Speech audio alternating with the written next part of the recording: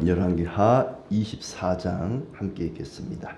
여호야김 시대에 바벨론의 왕 느부갓네살이 올라오매 여호야김이 3년간 섬기다가 돌아서 그를 배반하였더니 여호와께서 그의 종 선지자들을 통하여 하신 말씀과 같이 갈대아의 부대와 아람의 부대와 모압의 부대와 암몬 자손의 부대를 여호야김에게로 보내 유다를 처음 멸하려 하시니 이 일이 유다의 임함은 곧 여호와의 말씀대로 그들을 자기 앞에서 물리치고자 하심이니 이는 므낫세에 지은 모든 죄 때문이며 또 그가 무죄한 자의 피를 흘려 그의 피가 예루살렘에 가득하게 하였음이라.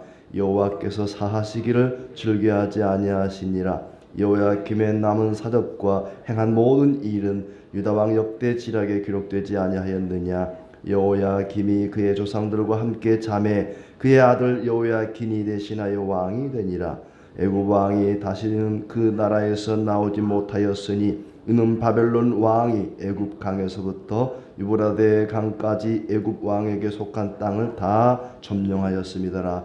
여호야긴이 왕이 될 때 나이가 18세라 예루살렘에서 석 달간 다스리니라. 그의 어머니의 이름은 느스다요 예루살렘 엘나단의 딸이더라.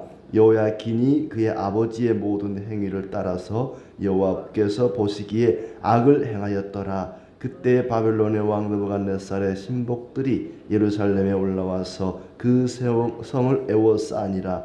그의 신복들이 에워쌀 때에 바벨론의 왕 느부갓네살도 그 성에 이르니 유다의 왕 여호야긴이 그의 어머니와 신복과 지도자들과 내시들과 함께 바벨론 왕에게 나아가매 왕이 잡으니 때는 바벨론의 왕 8째 해이라.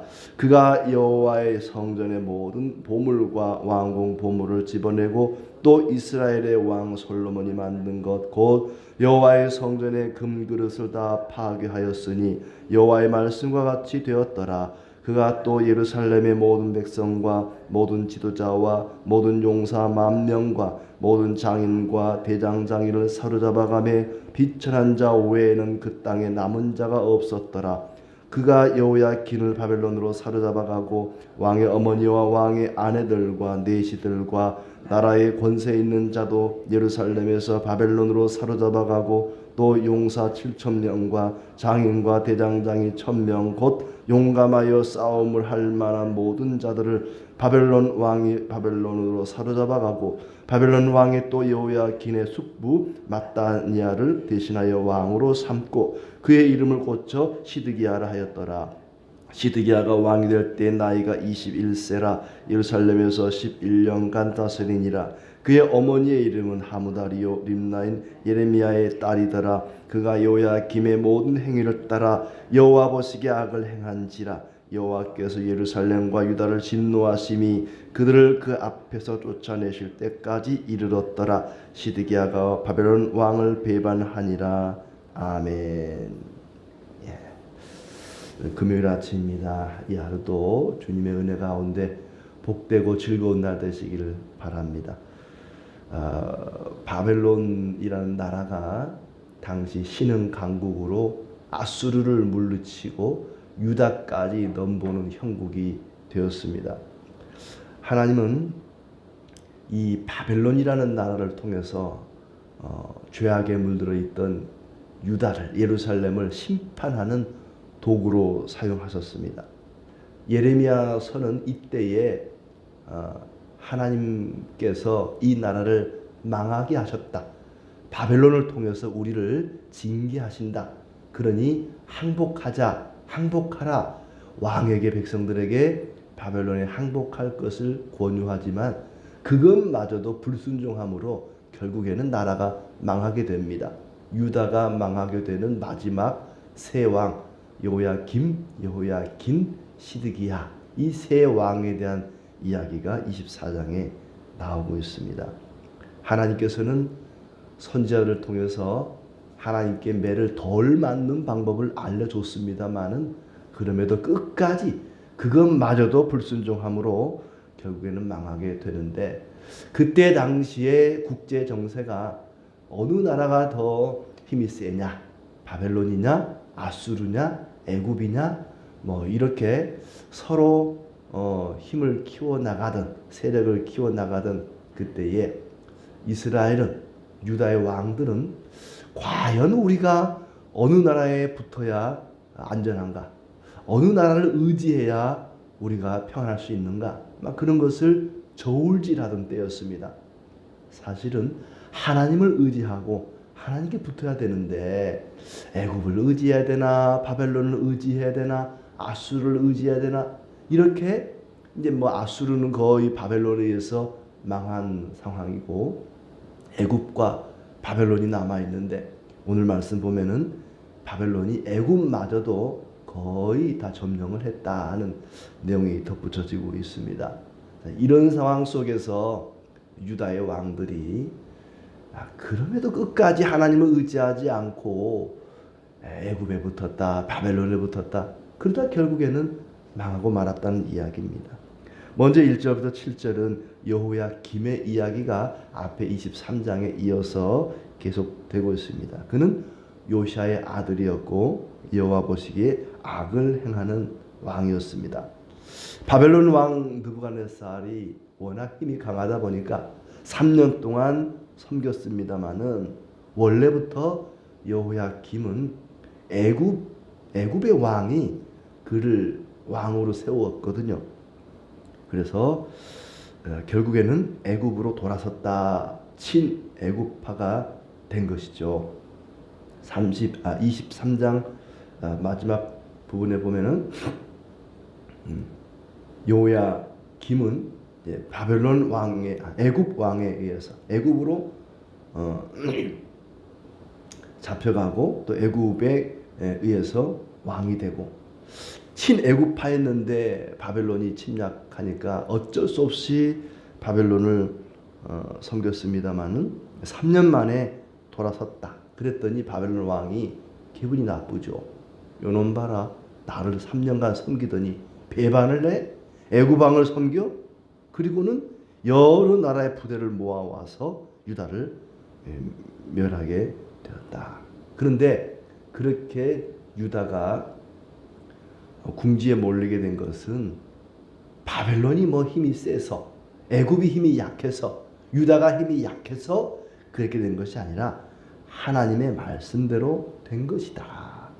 3절 말씀에 이 일이 유다에 임함은 곧 여호와의 말씀대로 그들을 자기 앞에서 물리치고자 하심이니 이는 므낫세의 지은 모든 죄 때문이다. 므낫세가 지은 죄 때문에 하나님께서 바벨론을 통해 유다를 멸하려고 하시는 거죠. 유다를 물리치려고 하는 겁니다. 무죄한 자의 피를 많이 흘렸기 때문이다. 므낫세가 50년이 넘는 기간 동안 유다를 통치하면서 많은 무죄한 자들의 피를 특히 선지자들의 피를 많이 흘렸단 말이죠. 그에 대한 대가로 유다 전체가 그 후손들이 이렇게 큰 화를 당하게 됩니다. 그리고 여호야김의 아들인 여호야긴이 왕이 되었다. 7절에 보면 그에게 나오죠. 애굽 왕이 다시는 그 나라에서 나오지를 못했다. 왜냐하면 바벨론 왕이 애굽 강에서 유브라데 강까지 애굽 왕에 속한 땅을 다 점령하였기 때문에. 그러니까 바벨론이 신흥 강국이 되어서 아수르를 점령하고 애굽도 거의 다 점령하고 뭐 유다는 뭐 아무것도 아니죠. 워낙 작은 나라였으니까. 그 34절에 23장 34절에 보시면 바로 누구? 애굽의 왕이죠. 그가 엘야김을 그의 아버지 요시아를 대신해 왕으로 세운 거죠. 애굽의 왕이 왕으로 세워준 것이니까 친애굽파라고 할 수 있습니다. 여호야김은. 그런데 바벨론 왕이 와서 계속 공격을 하고 괴롭히니까 어쩔 수 없이 3년간 섬기다가 돌아서서 친애굽파가 되려고 하니까 바벨론 왕이 와서 그를 멸망시키게 된 것이다. 단순히 외교 문제가 아니라 하나님이 그들의 범죄에 대해서 징벌하는 과정에 지금 있다는 겁니다. 이 열왕기 하에 기록자는 그 얘기를 강조하고 있는 거예요. 단순히 이것은 국제 정세에 의해서 어쩔 수 없이 이렇게 된 것이 아니고 하나님이 선지자를 통해서 말씀하신 것처럼 그들의 죄에 대해서, 유다 왕들의 죄에 대해서 하나님이 분명하게 징계하고 있는 것이다 하는 거죠. 그 다음에 8절부터 17절은 이제 그의 아들 여호야긴 18살의 왕이 되었고 석 달을 다스렸습니다. 그에 대한 평가도 역시 앞에 아버지와 다르지 않습니다. 여호와 보시기에 악을 행하였다. 그때 이제 바벨론의 왕 느부갓네살이 예루살렘을 포위하고 그 자리에 직접 자기도 오게 되었다. 그리고는 뭐 포위하니까 어떻게 합니까? 여호야긴과 왕족들이 또 신하들이 다 나가서 결국 무릎을 꿇게 되고 붙잡혀 가게 됩니다. 그의 어머니도 신복들도 귀족들도 다 붙잡혀 갑니다. 참 왕이라는 게 꼭 좋은 자리만은 아닌 것 같아요. 평안할 때, 나라가 흥황할 때야 왕의 자리가 얼마나 좋은 자리고 얼마나 부러운 자리입니까? 누구나 그 자리에 앉아보고 싶죠. 하지만 이렇게 나라가 망해갈 때에는 왕의 자리가 차라리 평민의 자리보다 못한 자리입니다.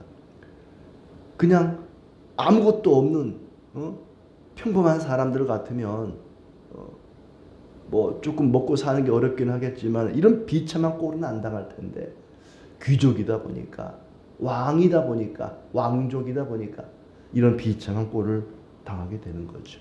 왕의 자리는 영광과 존귀의 자리지만 늘 그런 것은 아니다 하는 것을 보게 됩니다. 그렇게 왕족들이 또 왕과 신복들이 많이 붙잡혀가고 그리고 성전에 있던 왕궁에 있던 보물들을 다 가져가고 부셔버리고 회파하고 파괴하고 이 모든 것들이 하나님 말씀대로 되었다는 것입니다. 13절에 그가 여호와의 성전의 모든 보물과 왕궁의 보물을 집어내고 이스라엘의 왕 솔로몬이 만든 것 곧 여호와의 성전의 금그릇을 다 파괴하였으니 여호와의 말씀과 같이 되었더라. 하나님께서 분명히 말씀했거든요. 말씀에 순종하지 않으면 그들을 사로잡아 갈 것이고 쫓겨날 것이고 모든 것을 빼앗기게 될 것이고 파괴될 것이다. 말씀하신 대로 되었습니다. 그리고 왕족만 아니라 많은 사람들을 잡아가게 됩니다. 결국에는 뭐 다니엘이나 에스겔이나 모르드게나 뭐 이런 사람들도 다 잡혀가게 되지요. 특히 기술자들, 기술이 손재주가 있고 기술이 좋은 그런 사람들은 다 붙잡아 갑니다. 왜냐하면 더 이상 유다가 예루살렘이 전쟁 준비를 못하도록 무기를 만든다 할지 뭐 하여튼 바벨론을 괴롭힐 수 있는 그런 어떤 전략을 짠다 할지 뭐 무기를 만들어낸다 할지 이런 기능공들, 기술자들, 뭐 용사들 16절에 보면 용사 7,000명, 장인과 대장장이 1,000명. 장인은 장인 장모할 때 장인이 아니라 기술자죠. 대장장이 1,000명. 용감하여 싸움을 할 만한 모든 자들을 바벨론 왕이 사로잡아 갔다.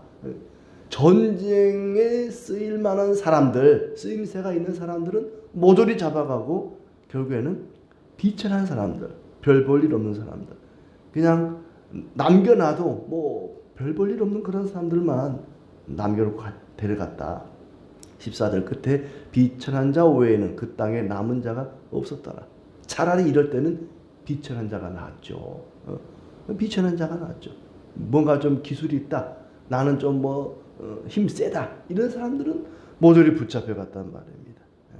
더 이상 반역하지 못하도록, 싸움을 하지 못하도록 그렇게 제압을 한 거죠. 결국에는 여호야긴의 작은 아버지를 왕으로 세웠다. 왕이 백성들이 세우거나 하나님이 세운 것이 아니라 이제는 물론 하나님이 세운 거지만은 적국을 통해서 자기들을 점령한 바벨론을 통해 왕이 되는 겁니다.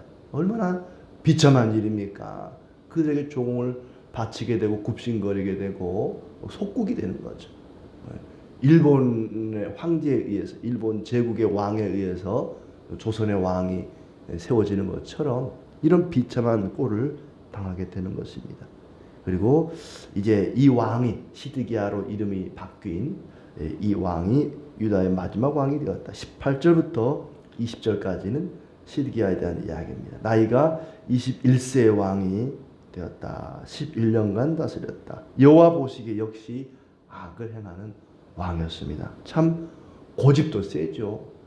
아버지, 할아버지, 자기 조카가 왕으로 있다가 말씀에 불순종하여 비참한 꼴을 당하는 걸 봤으면 자기는 좀 마음을 고쳐먹고 하나님께 순종할 줄 알았는데 그마저도 악을 행하게 됩니다. 20절에 여호와께서 예루살렘과 유다를 진노하심이 그들을 그 앞에서 쫓아내실 때까지 이르렀더라. 하나님이 화가 나셨다는 겁니다. 하나님의 마음이 얼마나 상하셨으면 자기 자식을 쫓아내겠습니까? 부모가 너 집 나가. 너 더 이상 내 아들 아니야. 집에서 쫓아낼 때는 얼마나 화가 나면은 그렇게 하겠습니까? 기분 좋으면 그렇게 하겠습니까? 부모가 자식을 쫓아낼 때는 얼마나 속이 상했으면, 얼마나 화가 나고 마음이 상했으면 저럴까 생각이 들잖아요. 하나님이 얼마나 유다 백성들에게 화가 나셨으면 하나님의 진노가, 그의 진노하심이 그들을 쫓아내실 때까지 이르렀더라. 쫓아내지 않으면 안 될 정도로 하나님을 화나게 했습니다. 우리는 하나님을 화나게 하는 자들이 아니라 하나님을 기쁘시게 하는 자들이 되시기를 바랍니다. 하나님의 마음을 속상하게 하는 자들이 아니라 하나님을 즐겁게 해드리는 자들이 되시기를 바랍니다. 결국에는 이 모든 것들이 므낫세 왕의 죄 때문이다. 므낫세 왕은 마지막에 가서 회개합니다. 하나님 잘못했습니다. 므낫세가 얼마나 악을 행했는지 몰라요. 그의 아버지 히스기야가 없애버린 모든 우상을 도로 제자리에 만들어 놓고 세워놓고 그보다 더 많은 우상을 세우고 산당을 세우고 하나님의 사람들을 괴롭히고 죽이고, 그런데 그렇게 실컷 50년 동안 악을 행하다가 마지막에 가서 죽기 전에 회개를 해요. 역대하 열왕기서에는 나오지 않습니다. 역대하 33장 12절에 보면 그가 환난을 당하여 그의 하나님 여호와께 간구하고 그의 조상들의 하나님 앞에 크게 겸손하여 기도하였으므로 하나님이 그의 기도를 받으시며 그의 간구를 들으시다. 그가 예루살렘에 돌아와서 다시 왕위에 앉게 하심에 므낫세가 그제서야 여호와께서 하나님이신 줄을 알았더라. 므낫세가 마지막 죽기 전에 회개하고 하나님이 그 회개를 받아주셨다고 말합니다. 받아주셨다는 말은 어쩌면 우리식으로 말하자면 그가 마지막에 회개하고 천국 갔겠구나 짐작을 할 수 있습니다.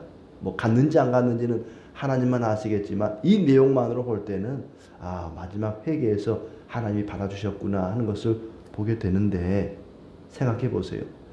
자기만 실컷 죄짓고 죽기 전에 회개하고 천국 가면 뭐합니까? 자기 때문에 남아있던 모든 백성들, 모든 후손들은 다 망하고 말았지 않습니까?